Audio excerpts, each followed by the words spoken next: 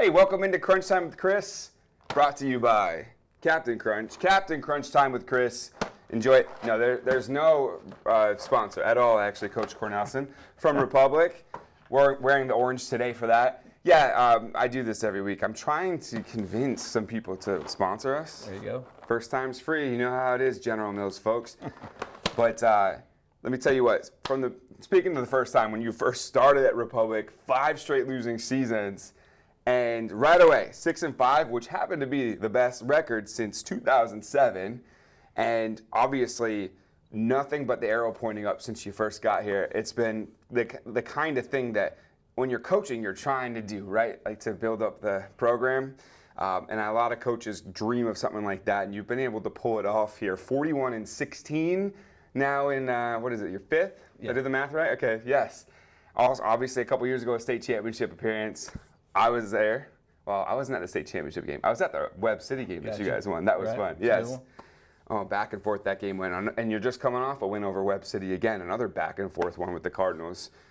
Congratulations, Coach. And just let's talk about last night's game, I guess. We'll start there. Okay. Yeah, it was a close one. You know, the times we've been able to beat Webb these last couple of years, they've always been right down to the wire. And last night, or last Friday was the same. They came out, they got a 14-0 lead on us, and things were going bad. We were having turnovers, we were having penalties. We couldn't stop them, and so just not panicking, staying with our game plan, finding ways to move the ball, and trying to push it to 4 quarters, trying to get back in the game, and we're able to get one touchdown before half and make it 14-7. We knew we were getting the ball coming out of half. And we're able to tie it up and then move ahead and take the lead, and then had a couple big plays there by Preston to break a few big ones, and was able to get the lead and hold on to it the last drive there and secure the win. Yeah, and I realized it was funny when we get these videos, we don't always choose like what time that they were, and we knew that you guys had this massive fourth quarter, but we also knew that our guy with the camera there wasn't there for the fourth quarter, right. So you're not seeing that right now, but. I was there when you guys, a couple years ago, when you guys were playing Webb in the postseason, back and forth. 21-20 was the final there, if I can find it here. Well, it's actually, we're going to go to last year's game against Webb. There we go. Hey, live TV. Not really live TV, actually, but, okay, I just clicked on it. It's not playing. Here we go. Watch this. There we go. All right, sweet. So Webb City was a program that you guys were 0-24 against to start the rivalry. 0-24, and now since then, since you've been here, 4-1 against these guys. They produce NFL talent at Webb. I mean, how have you guys been able to be successful against that program? You know, it's tough. They are. They're a good program. They have a lot of tradition. Their kids play hard, and they played hard this Friday. Really, we try to look at every game, just like it's the most important game, and we try not to worry about who we're playing or what their tradition is or what they've done in the past, but just take it one game at a time. And I know that sounds cliche, but that's the truth. We're not too worried about it. What name they have on their jersey. We're just worried about playing our style of football and making sure we do things right and execute our plan. We've been able to do well against them these last couple times, but again, a great tradition football program, and one that everybody's striving for. When they've won the amount of titles they've won, and they've been at the top for so long, and they're still at the top. Every year they're right there, and so that. But we try not to focus on it. We just try to play our game and do the best we can each and every week and find ways to win. Yeah, I want to take you back too to whenever you first took the job. Obviously a handful of years ago, you had so much success at the Kansas high school football level, coaching multiple sports. What made you know that Republic was the place you wanted to be?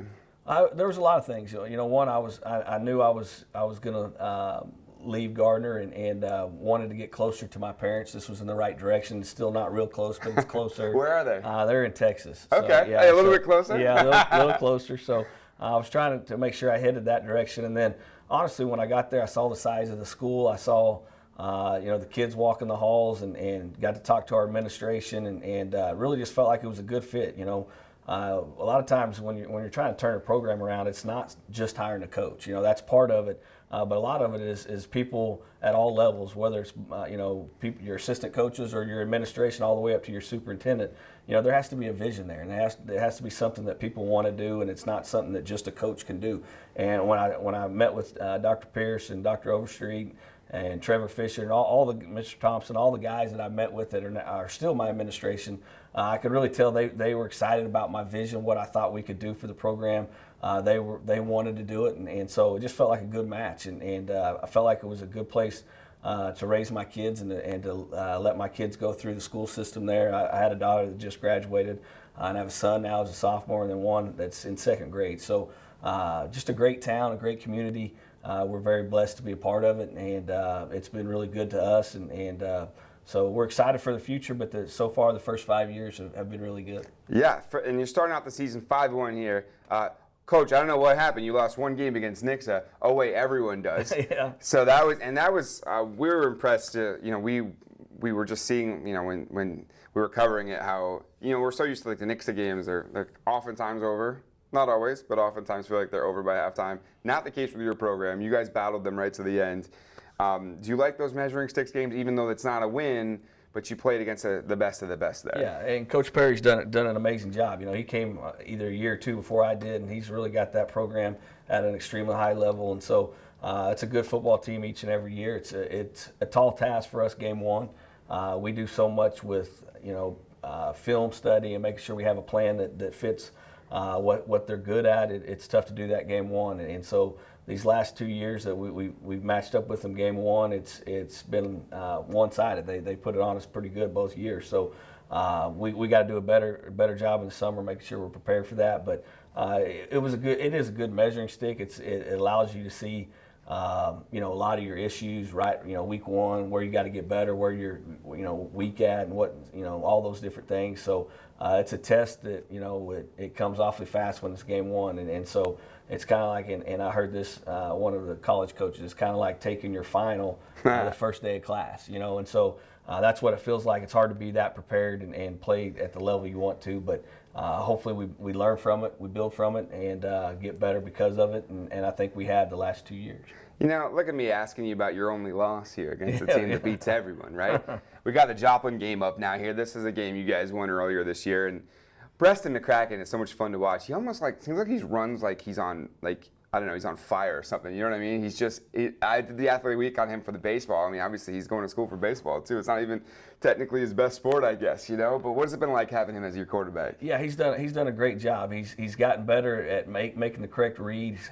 Obviously, being a pitcher, he's got a really good arm and can really throw the ball when we need him to do it. And there's not a ball he can't throw. He can throw it, short and with some touch, and he can throw it deep. And but you watch the Joplin game, you watch Webb. Last Friday, he runs the ball hard, and he's competitive, and he wants to win. He wants the ball in his hands, and so those are all dynamics that we're hoping for in our quarterbacks to lead our offense, and he's done a great job with it. By the way, sometimes with these videos, especially the west side of the Joplin area, those schools, a lot of times we get their perspective. So sometimes you'll see them being the one who scores a touchdown, even though you guys beat them. So that's what happens with this video sometimes. Right. We're talking about Preston as they show Joplin scoring there. Yes, of course. That's how that works. But I think, it's funny, I did the athlete week on Wyatt Woods too before that. And it was just really fun. These kids that you have as your quarterback, I'm not a coach, so I don't know exactly what it is, but I could see that they have a lot in common. What are the things how do you know you've got a kid in the pipeline who could be your starting quarterback like that? Yeah, I think one, you're looking for good leadership. You're looking for guys that can control the huddle. Guys that other kids look up to and know that they put in the time and the effort for us to be successful. And you're looking for a guy that's extremely competitive. Sometimes they're going to be better runners, better throwers, but you're wanting guys that want to compete in that position and want the ball and want to go find ways to win. And our quarterback position is not for the faint of heart. It's like a fullback. It's like a car crash every game. It really is. And you got to carry it 20 sometimes and run into that car crash. You got to really want to do it. So you got to find guys tough enough to be able to handle that. And both those guys have been that and have done a good job these last couple of years leading us offensively.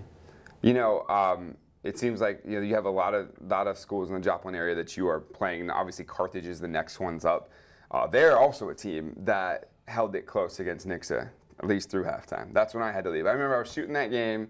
I'm at Nixa, and I'm like, I need some plays, and actually neither side really gave me anything. Right. I think it was like, what was this? It was a pretty low score at the halftime. Maybe it was 7-6 or something like that. Don't quote me. It was something like that. And like I wasn't getting much in terms of highlights, and I had to leave at half because I had to go to Kickapoo for your game. I got you. That's what it was. Right.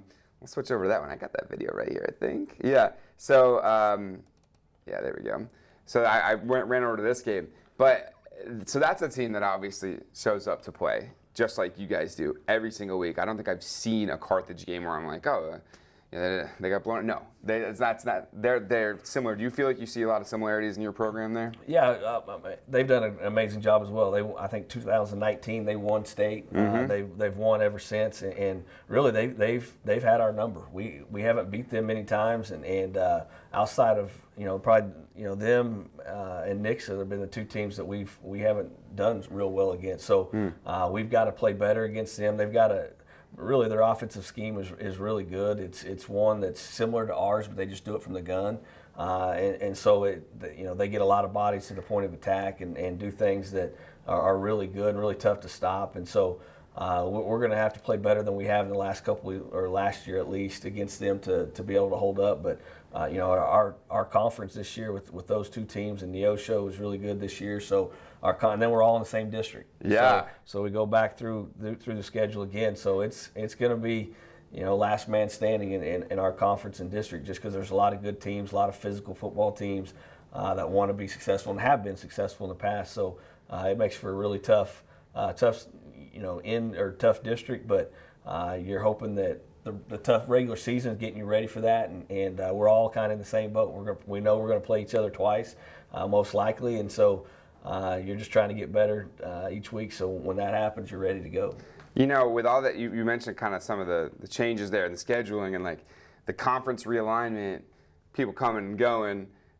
You're up against the best of the best here, and not every team obviously can win. We've seen some great programs take more losses than they're used to. That hasn't seemed to happen here. So what has been kind of key for you guys to keep the pedal on the gas? Yeah, it's a year-round commitment. Our kids, when the season's over, we give them 2 weeks off, and then we start before school in the weight room and doing the agilities and the lateral movement and all those things, and then you have them in class and you're in the weight room, and so it really takes a year-round commitment to be able to maintain that. I think our youth program and our middle school programs, we now take our middle school and practice them for 4 weeks in the summer, and trying to build a culture that you can sustain that success year in and year out, and it's not just here and there, and it takes a lot of work from a lot of people. Our coaches, our administration has to allow all those things to occur, and so right now we feel like we've got a good formula. We feel like our kids understand what our expectations are from whether we're in the weight room to practice field. They understand what we're trying to do, and they understand it's a big commitment. We don't, it's a lot of time, and so as long as our kids are willing to put that time in and work at it, I feel like you got a chance to be successful each year, and that's what we're trying to do. I love the facilities you guys have over there. I'll tell you what. The softball and baseball fields, my favorite place to shoot a game, because you guys give us that high porch like that. Right. Just little things like that. Yeah, we noticed it, yeah. And obviously on football game day, it's like a cathedral there, and it's such a fun time. I wasn't here.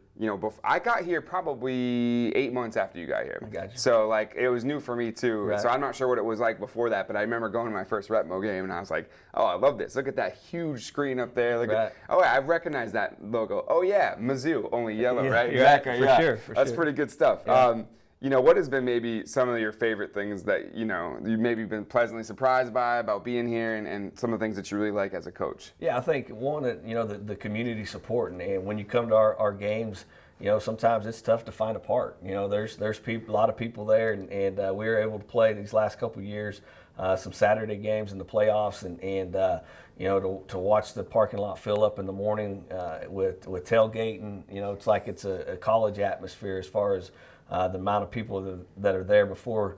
I get there about 8 o'clock in the morning. We play at 1, and the parking lot's already got people, tailgating. So just seeing the community to get excited about it. Our kids feel the energy, when our stands are always packed, and so that's been fun to be a part of. I don't know what it was like before I got there as well, but I know now that it's a big deal in our town on Friday nights. It's important, and our community comes out and supports the youth, and so a lot of fun, and our kids run out of the tunnel and they get to hear the roar, and the Jumbotron and all that.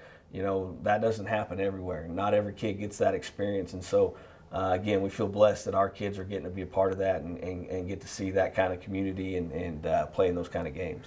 I remember going to the Webb game a couple of years ago in the postseason that you guys won 21-20, and they said they were completely at capacity, other fans in the stands, and then the kids are like hanging over, Right. That was really cool. That was a cool atmosphere. I mean, I imagine before you got there, when it was 5 consecutive losing seasons, it's tough to fill it up that way and to get that kind of excitement going.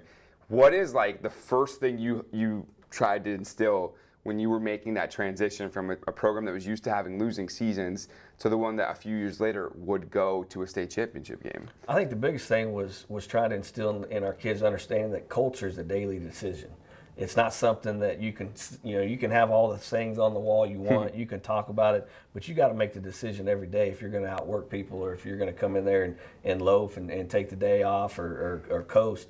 And so, to me, that was the thing that had to change. Was it's not about talking about it. It's not about putting a saying on the wall. It's about getting it done and making sure our kids understand, whether it's all the way from me down, our mentality every day has to be work, and we have to really get after it. And when you do that year round, when the season gets here, it's fun. You got a chance to be successful. You deserve to play in those big games and have those big environments because of what you did in the off season when nobody was watching, when nobody's in the stands. And so, I think that was the biggest thing, is getting that understanding that culture is daily, and it's not just something we can say we are. We got to do it every day. And so our kids now do that, and that is our culture.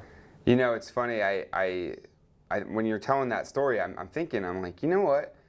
A guy like Preston McCracken, who's going to be a D1 pitcher, to convince him to, hey, stick it out with this other sport. A lot of kids in those situations stick to one sport, and I'm sure it must have been a funny conversation with his future coach. Like, oh, don't worry, we'll protect him. Oh wait, we don't play that kind of quarterback. For sure. Well, what was it? Talk about, and that's a lot of credit to him to keep playing. I know he played through injury last year, I believe. Yes. I remember I felt like I cursed him because I interviewed him, and then like 2 days later we heard that he was hurt. Right. But then he came and he played through it. Talk about his resiliency and the fact that he's stuck with it like that. Yeah, it's tough, and I think one thing we've done a good job at Republic is we've created a system within our summer weights, within our off season, that allows kids to participate in multiple sports. And a lot of our better players, Karen Govan's a 3-sport athlete, went to state track, and a big part of our basketball program. So we understand the importance of a multi-sport athlete. So you have to set up a system that allows it. It's not something that you can say you want multi-sport athletes and then ask them to do all this, and they don't have time for it, And so Preston, his junior year, he had a lot of summer baseball. He traveled all over the place pitching, and so you can either fight that or you can talk to him. Hey, we got it. Whenever these are the important days. Can we get you there? And he was always there on the days we had to have him, and so it worked out. Just again, setting up the system that allows it, and then. I think you got to build rapport with kids. They got to know you care not just about winning games, but you care about them as people, and you want them to go on and be successful, whatever sport, or if they don't choose sports. And I think Preston knows that, we want him to be successful. If it's in baseball, great. If it's in football, great. It's whatever he chooses to do. We're going to try to do everything we can to help him along that way. And so I don't think there was ever a doubt in his mind or a lot of our kids' minds. It's the culture we have. We set it up where they can play multiple sports, and we hope they do. We want our football players to go play basketball and wrestle and play baseball and run track, do all those things, just because we feel like it's good for our team, it's good for our kids, and it's turned out well for all of us. So talk about, now it's gone from building that culture to maintaining it and doing the few things that you guys haven't accomplished. Obviously, you've been to that state championship game. You want to win it, but it's almost like there's fewer things that you have to check off the box, right? How do you keep a program focused where maybe their older brother's like, wow, you're so much better than we ever were, right. But it's not like that, right? Like you have to keep that going. For sure. I think probably the like I said, it's the daily decision. Like you have to make sure every day. My attitude comes in, I have to come in with excitement to be there and ready to work, and our kids have to come in with that. And I think our kids understand that. I think they realize, it's not, we can't take days off. Like we don't have, we're not a bunch of 6'5", 300-pound guys. We're undersized and we got to outwork. And so if we do that, we can expect to play well and we expect to be in those games. So, those, and again, it would be great if you could just set that tone and then it just stays there. But it has to be every day and it has to be something we decide to do.